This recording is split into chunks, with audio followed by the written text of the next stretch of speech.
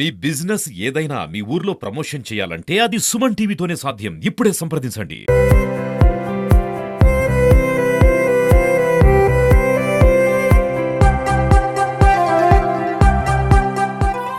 శుభాకాంక్షలు. వేదికను అందించిన పెద్దలందరికీ కూడా నా నమస్కారాలు. నా పేరు మల్లిచెట్ల దేవేంద్ర. నేను గంగవరం హై స్కూల్లో బయాలజీ టీచర్గా వర్క్ చేస్తున్నాను. గత 10 సంవత్సరాలుగా పరమేర్ ప్రకృతి అని ఒక వాట్సాప్ గ్రూప్, నాది ఎన్జిఓ వచ్చి కాదు, ఒక వాట్సాప్ గ్రూప్ పెట్టి చుట్టుపక్కల మన ప్రజలంతా కూడా ప్రతిరోజు వాళ్ళకి మొక్కలు నాటాలనేసి చెప్తూ కొన్ని మొక్కల్ని పంపిణీ చేశాను. చాలా వరకు ఇప్పటికీ 12,000 మొక్కలు నేను ఇచ్చినవి, తర్వాత నాటినవి కూడా ఉన్నాయి. పాఠశాలలో చదివే పిల్లలకైతే విలేజ్లో ఉంటారనే ఉద్దేశంతో వాళ్ళకి పండ్ల మొక్కలు, జామ, సపోటా ఇలాంటివి ఎవరికైతే అవసరం ఉందో ట్రేస్ అవుట్ చేసి వాళ్ళకి మాత్రమే ప్రతి సంవత్సరం కొన్ని మొక్కలు పంపిణీ చేస్తున్నాను.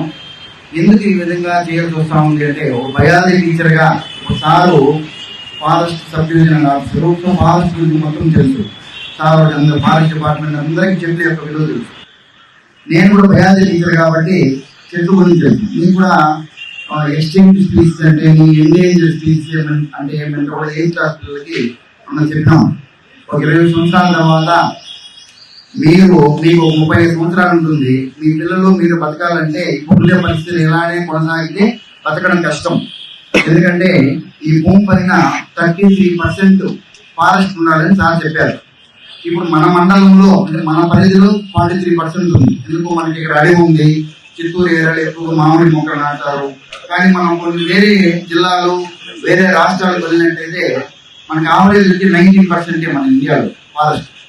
అన్ని రకాలుగా కాపాడేది మొక్కలు అనేది 33% అడవి రూపంలో ఉండాలి.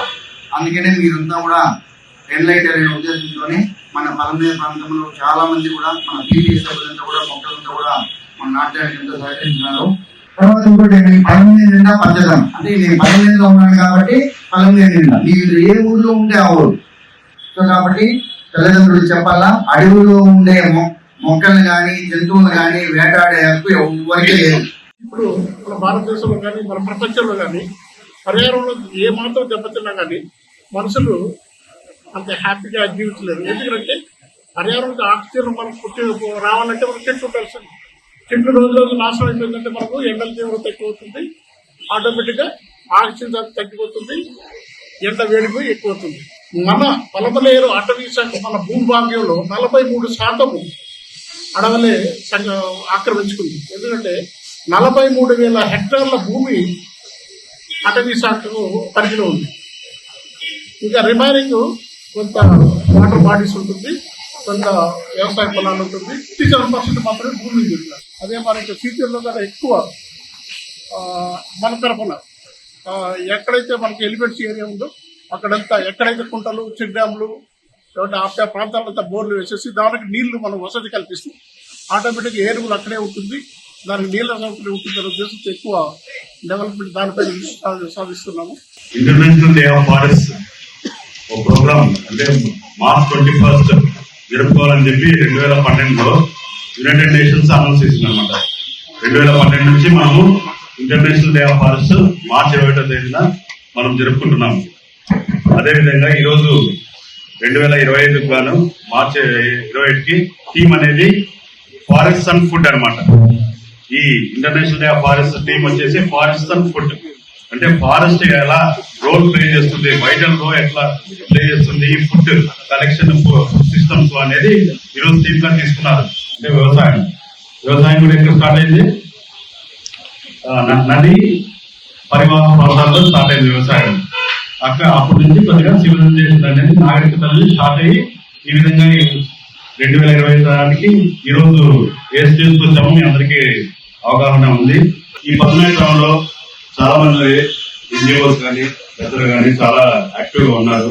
చాలా శుభప్రాయాలను ఈ ఫారెస్ట్ డిపార్ట్మెంట్ కానీ వాళ్ళు ప్రతి ఒక్క ఏనుగుల ఒక బిహేవియర్ దాని యొక్క మూమెంట్స్ ఎట్లా ఉంటాయని కూడా మొత్తం తెలుసుకోవచ్చు. ఈ కుంకి ఏనుగులు అనేవి మనం ఒక 4 కర్ణాటక నుంచి తెస్తున్నాము. అది కూడా మన డిప్యూటీ సీఎం పవన్ కళ్యాణ్ వారి ఆధ్వర్యంలో జరుగుతుంది. మనం వైల్డ్ ఎలిఫెంట్ పట్టుకోవచ్చు. ఆ వైల్డ్ ఎలిఫెంట్ పట్టుకొని దానికి రైడింగ్ ఇచ్చి దానికి కుంకి ఏనుగుగా తయారు చేస్తాం అన్నమాట.